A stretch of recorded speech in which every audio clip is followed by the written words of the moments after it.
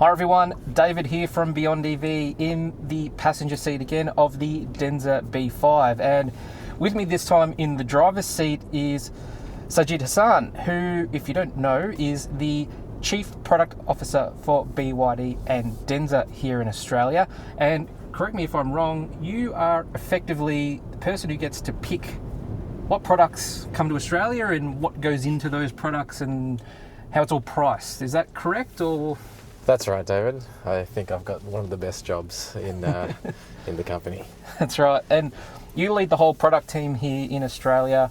And like, I know a fair bit about BYD and Denza vehicles, but if there's anyone in Australia that knows more than me, it is this guy right here, which is why I've got a bunch of questions to ask him, particularly around the technology that's going to be coming to Australia with the new Sealion and Atto models, as well as the new Denza B5 and B8. Now, a lot of this is probably already going to come out in the specs in the videos that I'm going to be doing on the dedicated cars, but I thought I'd just run them by you anyway. So the Denza B5 and B8, towing capacity, one of the main sticking points with the Shark was that it only came with 2.5 tons. Can you confirm what the towing capacity is going to be for the new Denza vehicles? I sure can, David. So we're pleased to confirm that the B5 will be uprated to 3 tonne for the Australian market, and the B8 will have a 3.5 towing capacity for Australia. Okay, all right. And payload has increased as well for both of those vehicles. That's right. We have up to 600 kilos payload for the B5 and 700 kilos payload for the B8. Excellent, awesome. So that's going to cater to a lot of drivers who weren't too sure on the Shark 6 with its 2.5 tonne, which is, you know, no slouch, but 3.5 tonnes is going to get a decent sized caravan behind those cars. Sealion 5, and to extension that, the Sealion 8, I noticed during the product presentations they come with the super hybrid DMI drivetrain. Is that the 5th generation BYD DMI drivetrain? The Sealion 8 will feature our latest generation of DM hybrid technology, so it will have the 5th generation. And at the time of its launch, it was having world-leading thermal efficiency at 46%. Yep. And that is capable of a very efficient 1 litre per 100 kilometres with its a state of charge above 25%. And even if it's not fully charged or below 25%, then it's capable of 5.3 litres per 100 kilometres. Being the bigger vehicle, it makes sense for that to have the more efficient drivetrain to just push even more kilometres out of it, given the size of the vehicle. Now, onto some other vehicles not involved with this launch. The Atto 3. Now, that just got a refresh in China, and it's actually going to be rear-wheel drive by all reports going forward, and they're going to be putting the BYD Seal rear motor in it, the one in the car that I drove here today. Now, that pushes out 230 kilowatts. How long do you think it would take for that updated version to come to Australia? I know there's usually a little bit of lag. Would you have an indication of when we might see that? The Atto 3 is still doing quite well, so we've seen its sales continuing strongly throughout this third quarter of the year. But I guess it is coming up to a mid-life cycle refresh.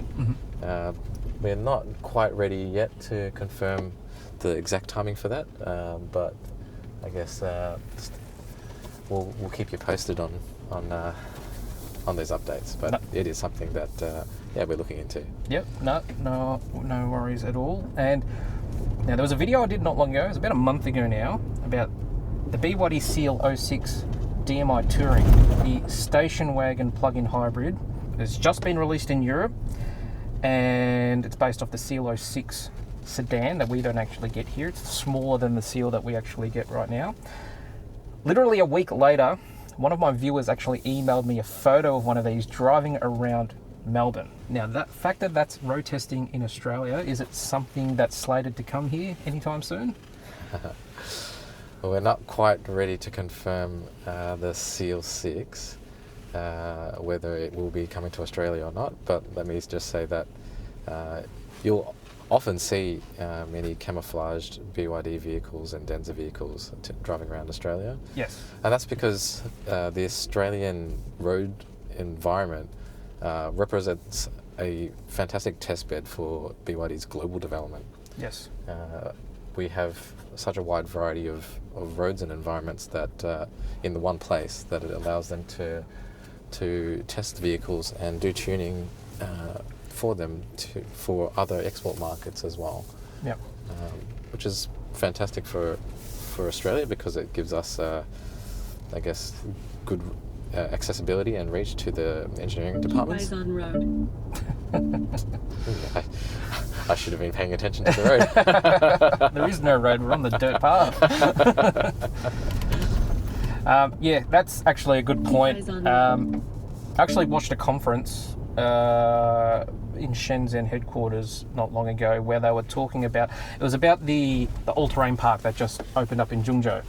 And they were talking about some of the proving grounds that BYD has in Australia, in China.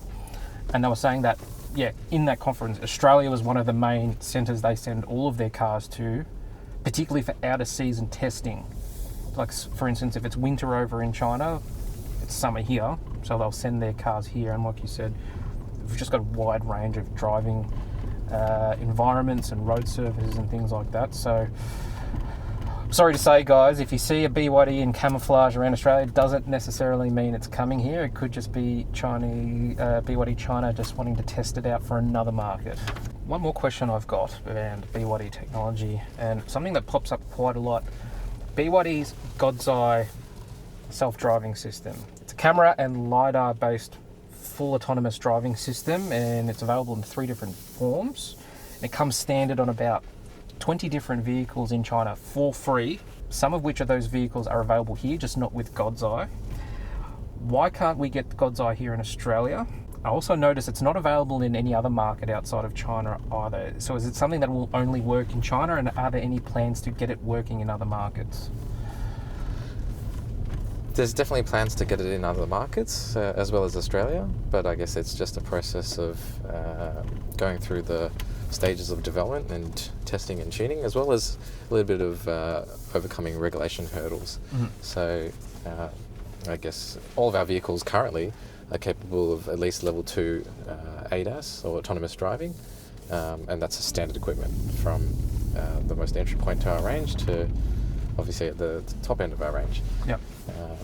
So yeah, it is something that we'll see in the near future, and but we just want to make sure that when we roll it out, that it's truly, I guess, capable of living up to its name.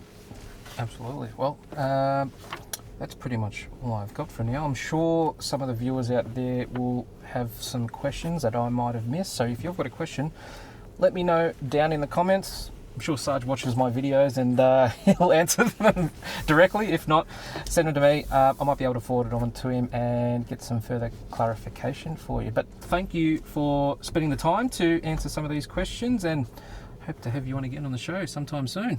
Thanks, David. No worries. If you like this video, please give it a thumbs up, and if you're new to Beyond EV, please subscribe. I've got plenty more BYD videos headed your way. Thanks for watching, and I'll see you in the next one.